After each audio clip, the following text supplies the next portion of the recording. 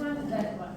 You have to look at your own feet and you have to decide, and unfortunately, try out something and it might not work, and you have, that particular type doesn't work for you. It's your feet, you have to wear them, it's not the other person's foot.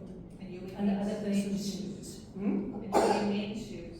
And I wear men's shoes. Because I have a broad forefoot, and the ladies' shoes always, except for New Balance, are too narrow. They have a point like that. I need a point like that. I know that, and I've made many mistakes. That's why I'm telling you, it's actually very important. Currently, I wear a cheap K-way or a cheaper K-way shoe, men's size, because it's also broader. The men's shoes are always broader. So, yeah, look at your own feet. Go to the shop, try this, try that, decide on this one, decide on that one. Walk around a little bit, but look at your foot, the shape, especially by the toes. Because for multi-day walking, shoes are extremely important. Size and the make of the shoe. If the shoe is too hard or too heavy, if it's heavy, it adds weight to your backpack. It's heavier on the feet as well. It's more difficult. If the shoe is too hard, it's also, I find, not a comfortable shoe to wear. It's just too hard, it's too solid for my foot. So you have to decide. If you have sort of problems with ankles, yeah, look at that. Then you might need a mid-ankle boot. It's not necessary, I think, on lighthouse specifically, unless you have a bit of a problem with the ankles. There are pebbles, there's sand, there's shoals, quite some distances of that, and some rocks as well. Not heavy rocks, heavy walking on rocks, but there are. So go back, think about it before you just buy, because somebody else is wearing Salomons and they believe in Salomons, or somebody believes in New Balance and now you're going to buy New Balance as well. Please don't do that. You're going to make a mistake and it's going to cost you quite a lot of money. We all know how expensive shoes are these days. The important thing as well is to have a shoe that has a decent sole, a sturdy sole. Not a hard sole, but a sturdy sole. Because of the stones and stuff that you're going to walk on and the sand, it moves as well. So you don't want to have too much movement at the bottom, because that actually hurts your feet. Catherine, you're going to talk about feet and care of feet and all that, huh? So I'm not going to go into that particular thing, but the shoes are important. The other thing that's important is the size. Don't buy a shoe because I wear a size 6, now I'm going to buy a size 6 shoe. It doesn't work, sorry. Your feet swell from walking. Sand gets into it, and sand, if it goes into the front of your shoe, is that much. So I don't know if there's anybody who's actually bought shoes lately. Jackie Ann had the experience. Yeah. So if you go onto the websites of, say for instance, New Balance shoes. If you're interested in New Balance, and you go into the New Balance shoes, often on the online shops they have a size chart, and I found that very late in my walking experiences, and actually how helpful that is. You take a piece of paper, put it on the ground, put your heel against the wall, then you mark the longest toe on the piece of paper. Then you measure that with a tape measure. And on the chart, it will actually show you exactly what the size is of that particular shoe, according to the length of your foot. Then you add on at least a centimeter, preferably a centimeter and a half, to that. Then you look on the chart. That particular shoe, a centimeter and a half plus the 26 that you might have measured, gives you size whatever. Then you go to the shop and you're going to try out those shoes. With the socks that you are going to wear, not just ordinary like a casual socks, you take the socks that you are going to wear on the hike, a pair, so that you know that whether it's a thicker sock or it's a thinner sock. I know Les prefers to have, used to walk with a nylon stocking as well underneath. Some people prefer walking with two pairs of socks, one thick and one thin. So if you're going to do that, if you want to do that, you have to add on even more with the particular socks if you're going to wear. But socks are very important. It doesn't have to be the most expensive, but it must be something that you're going to feel that it's going to fit your feet. You get the left and right socks, that's the very fancy ones as well. You don't have to specifically go and buy the top of the range. It must be a softer sock. I prefer a softer sock. I prefer not a thick sock. I wear only one pair of socks. And I always have two. So I always have one in my backpack as well, in case it gets wet or I need to change, because that's also important. So always buy two of the same type of sock, so that you don't all of a sudden have to put on a thin sock while you're walking. Okay, the other thing is the sand. Now we're going to do a lot of sand walking.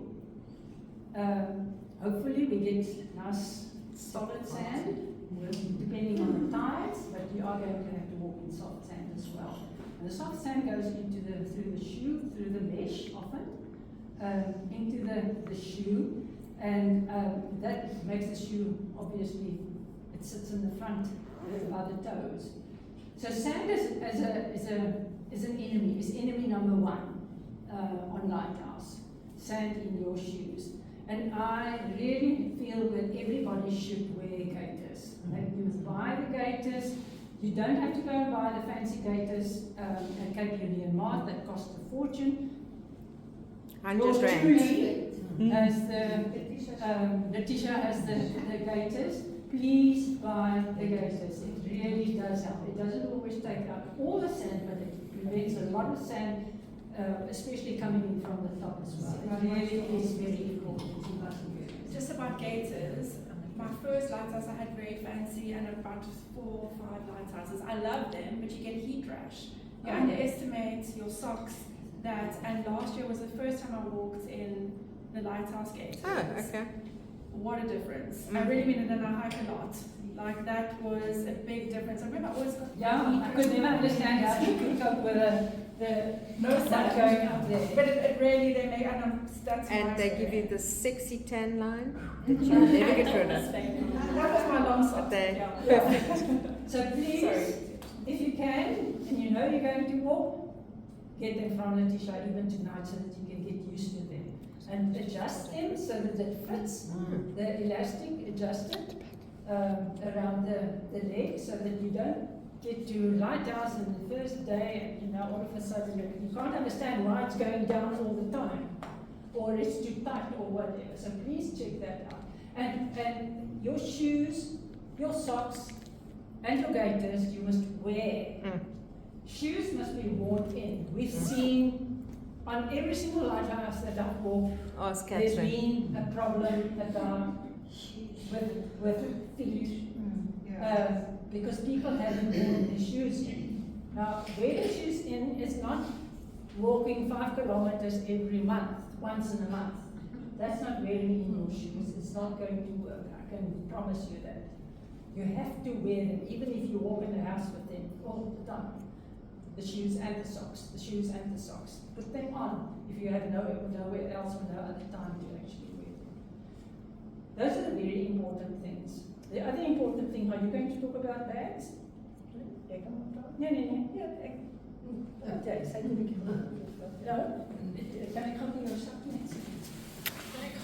Can I add something else to that? And when you take, sorry that I interfere, when you take your socks off and you go for a swim. Do you still go for swims, maybe? Oh, yeah, of course. Just make sure, because lots of people think they do that and they put their socks on. Floss your toes. Take your sock. Make sure there's no sand on your sock.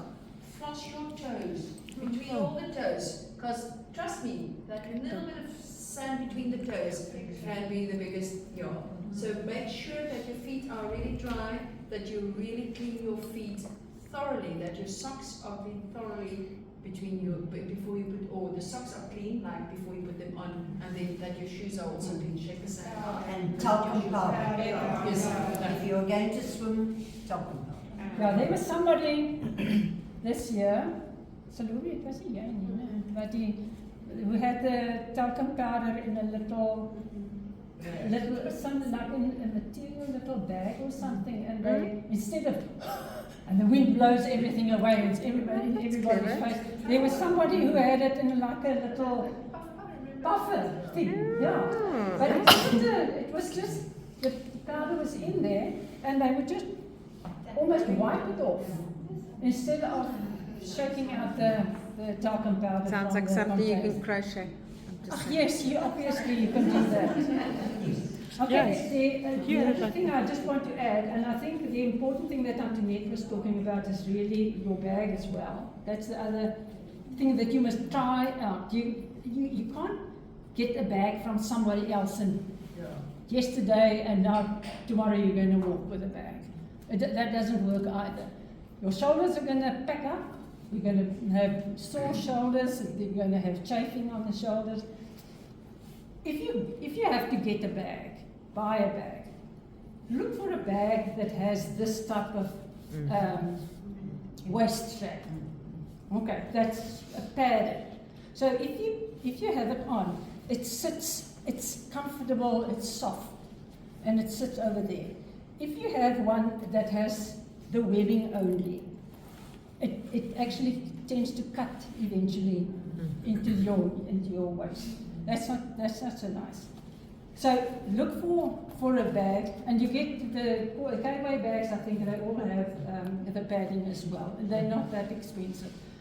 And if your friend says, I've got a bag here, take it out and you can have it and walk with it. Look at it and say, thank you very much, but no, I don't think so. I'd rather look around some more. Because this is really important. It's especially if it's going to sit on your hip, the softness makes it more comfortable. The straps, make sure that you adjust the straps before the time. Letitia? Jy doen dit.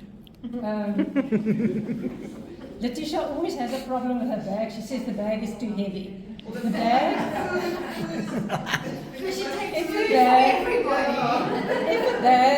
if a bag, the straps are adjusted properly, a bag is never heavy. I can promise you that. I walk All the time. all the time. If the straps are adjusted, you can walk with an 8-9 kilogram bag if it's comfortable. If these straps are adjusted, if the shoulder straps are adjusted so that it sits properly on the shoulders, and this is good.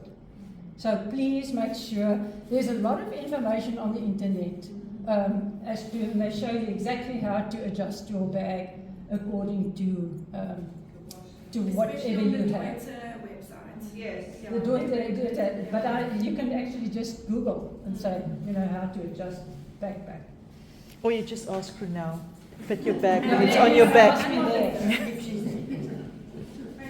Yeah. sorry I'm not sure if you finished or not, but can you also just give us a little history about your lighthouse? My lighthouse. Yeah, this will be the 15th one next year. Yeah. So,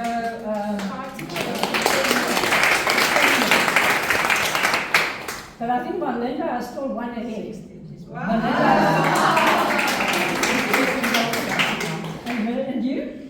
She says 13 and 14. So, Not bad. If you count the times I Frickin' worked in Campbell. I doubled up last year and this year. So I walked both the lighthouses. But I started off where many of you are starting now. And am I going to make it? Am I going to make it? And none of the fancy stuff was there. That was 2011. So yeah, there's been a lot of development, and I think the committee is doing a fabulous job on trying to get people to know what's coming, so that there really is nothing to worry about when you get to Lighthouse. If you just prepare, practice with your bag, and even if you feel a little stupid, walking with your backpack with a brick in it or a bottle of big 2 liter Wine. bottle of water, a bottle of wine, walk with it. Have it on your shoulders and walk with your shoes and with your socks. Wine in the habit.